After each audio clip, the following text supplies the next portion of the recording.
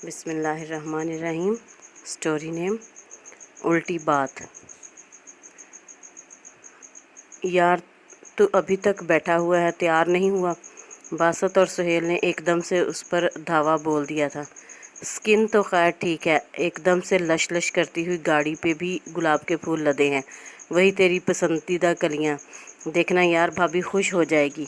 बासत उसका पक्का यार था तो सुहेल जिगरी दोस्त। कहीं कोई कमी तो नहीं थी, पर सेहरा बांधते डर भी रहा था, खुशी भी थी, जेब में अंगूठी भी छुपा रखी थी, बहुत सारी बातें भी सोच रखी थी, मगर दिल को एक धड़का सा भी था कि कहीं रोशाना भाभी और अकरम भाई वाला हाल ना हो जाए।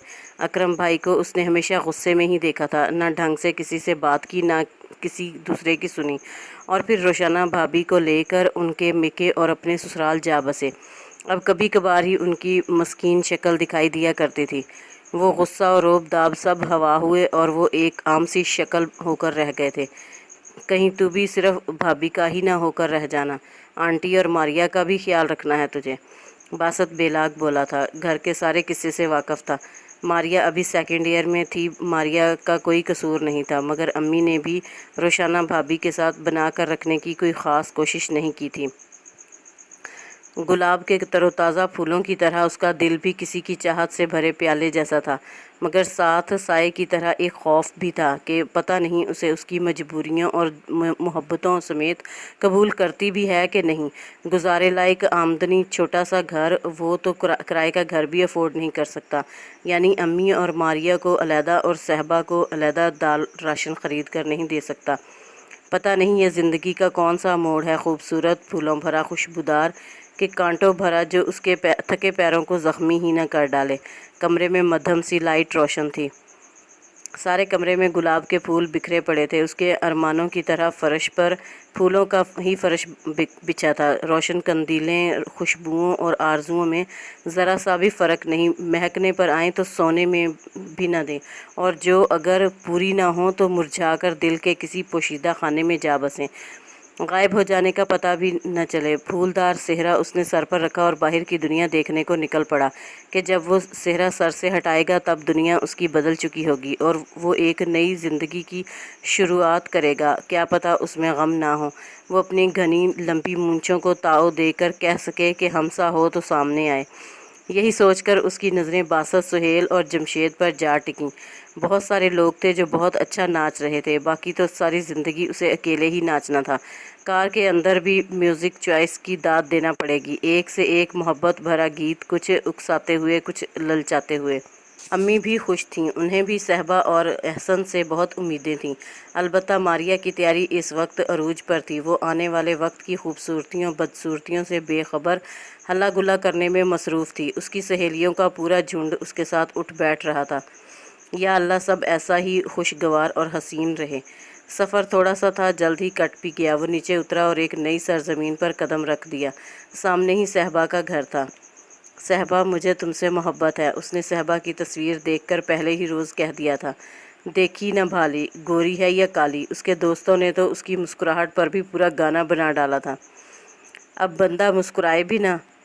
अब वो मुस्कुराहट कहीं दूर जा छुपी थी। लड़कियों ने उस पर फूल फेंके या पत्थर, वो बेखबर ही था। इधर भी लोग मुख्तसर ही शामिल थे, वो भी थोड़े से लोग लेकर आए थे। निकाह के 3 बोलों के बाद उसके दिल की हालत अजीब हो रही थी। वो सहबा को देखने के लिए बेचैन हो उठा। कई महबूब ख्वाहिशें सर उठाने लगी थीं। जेब में अंगूठी थी, मगर दिल सीने में नहीं रहा था। वो इस भीड़ को चीरता किसी की तलाश में खो चुका था, और वो देखता ही रह गया। सामने सहबा की अम्मी रक्षंदा थी। हर माँ की तरह मेरी भी ख्वाहिश है कि मेरी बेटी खुश रहे।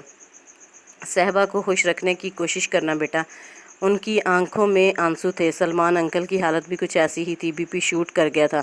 वो सोफ़े पर बैठे रह गए थे। उनके घर का तूफ़ान अपने घर लेकर जा रहा था, और वो रक्षंदा आंटी को देखे जा रहा था। उनकी शक्ल में से एक भयानक शक्ल ज़ाहिर हो रही थी।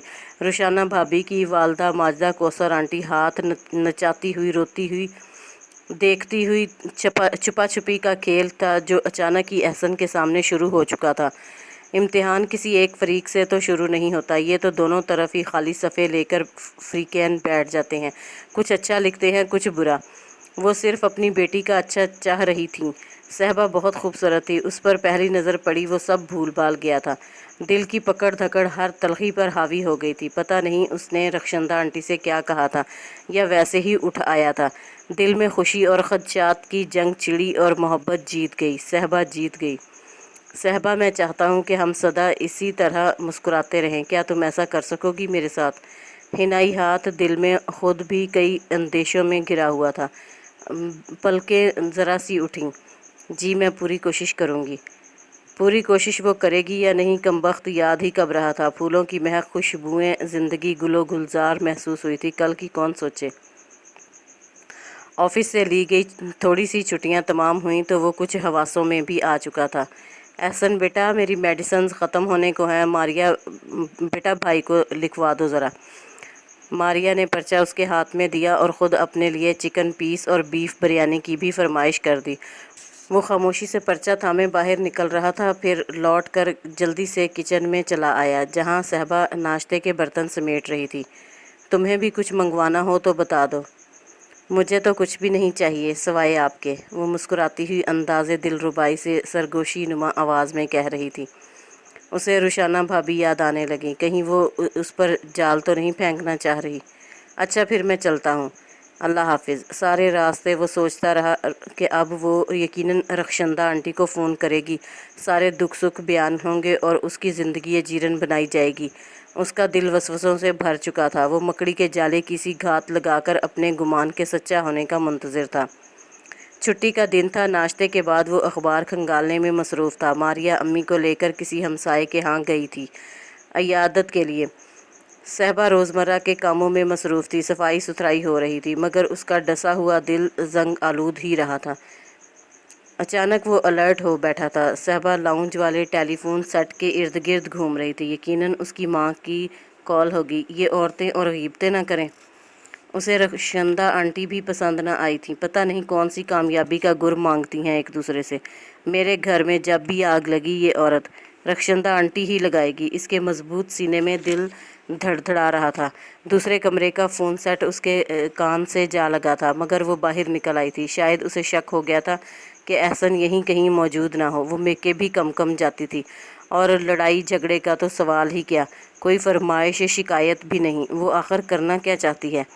ایک ہی بار اس گھر کو ماچس کی تیلی دکھا کر میکے جا بیٹھنا چاہے گی۔ یقیناً وہ دن میں اسے کھوجتا رہا اور رات کو بھول بھال جاتا۔ بڑے دنوں بعد امی اور ماریا ماموں شاہد کے پاس لاہور گئی ہوئی تھیں۔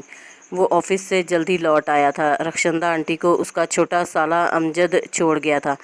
اب وہ دونوں جس موقع کی تلاش میں تھیں وہ میسر آ چکا تھا۔ جو راوی چین ہی چین لکھنے میں مصروف تھا، اب زہر اگلنے والا تھا۔ ٹی وی لاؤنج میں دونوں ماں بیٹی کو ان کی دانست میں تنہا چھوڑ کر وہ باہر نکل چکا تھا۔ وہ کیا پٹیاں پڑھانے آئی تھیں ابھی پتہ لگ جاتا، پھر ہی وہ کوئی دوسری حکمت عملی اختیار کرتا۔ سانس روکے وہ سننے میں مگن تھا۔ دیکھا، میں نے کہا تھا نا بیٹا، محبت سے بڑا کوئی ہتھیار نہیں۔ جو سمجھدار بچیاں اپنے شوہروں سے محبت کرتی ہیں نا، کبھی ناکام نہیں ہوتی۔ اس کی آمدن کا سوچ کر گزارا کرو۔ بیجا فرمائش قابل نفرت جان کا آزار بن جاتی ہے صحبا۔ میں نے اس دن خود کو بہت مشکل سے قابو کیا تھا۔ امی، پیزا مجھے کتنا پسند ہے آپ کو پتہ ہے۔ میں نے وہ بھی نہیں مانگا، بس مسکرا کر انہیں رخصت کیا۔ شکایت چھوٹی سی نہ۔ اب دیکھو، اگر تم مہینے کے آخر میں پیزا برگر کی فرمائش لے کر بیٹھ جاؤ تو اس کے دل میں تمہارا وہ مقام کبھی نہ بن سکے گا جو تم آہستہ آہستہ بنا رہی ہو۔ میں چاہتی ہوں کہ تم اپنا مقام بہت مضبوط بناؤ اس کے دل میں۔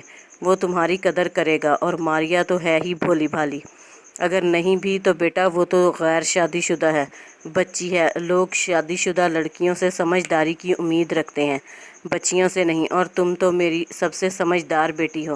احسن کو کبھی بھی تنگ نہ کرنا، نہ اس کے دل کا بوجھ بننا، نہ پچھتاوا، یہی تمہاری کامیابی ہوگی۔ دوسری ماؤں کے برعکس میں تو الٹی بات کہہ رہی ہوں، مگر اصل میں سیدھا رستہ یہی ہے میری جان، جو ذرا سا کٹھن ہے مگر لے کر منزل کی طرف جاتا ہے۔ صحبا ان کی گود میں لیٹی آرام سے ان کی باتیں سن رہی تھی، اور احسن کے قدموں تلے سے زمین کھسک چکی تھی۔ رخشندہ آنٹی ہی وہ عورت ہیں جو اپنی عزت اور اپنی بیٹی کی عزت کروانا جانتی تھیں۔ किस مثبت انداز میں بیٹی کو سمجھا کر بھیجا تھا اور سمجھا رہی تھی۔ اس کے دل سے سارا غبار چھٹ گیا تھا۔ شکر ہے کہ اسے کسی نے دیکھا نہیں تھا، ورنہ تو وہ اف کمینے، یہ تو کیا کر رہا ہے؟ کچن میں وہ چائے بنا رہا تھا بغیر چینی کے، اور ایک کپ چینی والی آنٹی شوگر پیشنٹ تھیں۔ میٹھی چائے صہبا کو بنا کر دے رہا تھا۔ باسط اور سہیل اس کے درد دل کے منتظر کچن میں ہی موجود تھے۔ وہاں تو سب الٹا ہو رہا تھا۔ زن کا مرید ہے اپنا یار، زہ نصیب وہ تو میں ہو گیا ہوں۔ یہ ساس کی اتنی خدمتیں، ابھی تو اپنی جان من کے لیے پیزا لینے بھی جانا ہے۔ وہ دل سے اپنی ماں جیسی رخشندہ آنٹی کی خدمت کر رہا تھا۔ بھول گیا وہ سب تو، وہ چلائے تھے۔ نکلو باہر اور چلو میرے ساتھ، میں واقعی سب بھول چکا ہوں سب کچھ۔ کیوں؟ کیونکہ رخشندہ آنٹی الٹی باتیں کرتی ہیں، ایسی جیسی ہر ماں کو کرنی چاہیے۔